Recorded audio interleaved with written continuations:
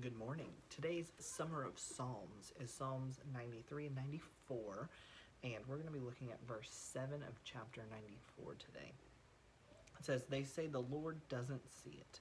The God of Jacob doesn't pay attention." So, in this chapter, we're seeing a bunch of people do a bunch of wicked things. Actually, I'll read it right before this. They're saying, they pour out arrogant words, all the evildoers boast. Lord, they crush your people, they oppress your heritage, they kill the widow and the resident alien, and murder the fatherless.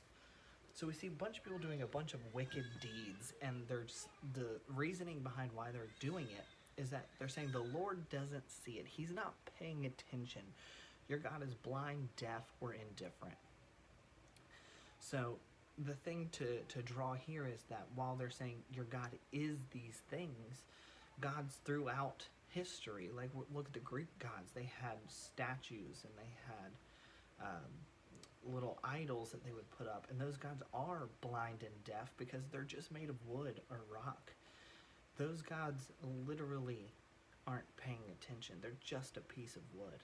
But our God is living and breathing.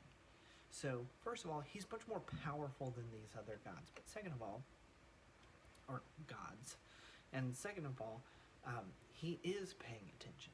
And I think we need to remember this in our own lives, where we feel like, man, I just want to go out and do this one thing. I want to go out and I want to sin. Or I'm going to hide this from other people. And then we go and we do that thing, and nothing bad immediately happens. You know, we're waiting for the lightning bolt to strike us, and it doesn't. What we need to understand is that we shouldn't mistake God's patience with us for his indifference to the sin in our life. We will have to pay an account for every single thing that we've done. We're going to have to stand before Christ, and we're going to have to stand at that throne room, and we're going to have to give an account for our lives.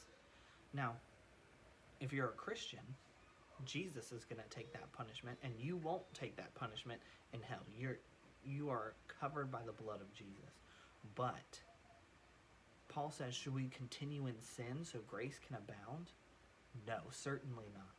So, don't continue on sinning and just bank on Jesus being your get out of jail free card.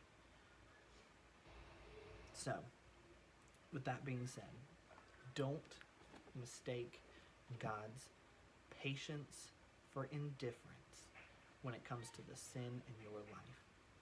What do you need to work on today? See you tomorrow.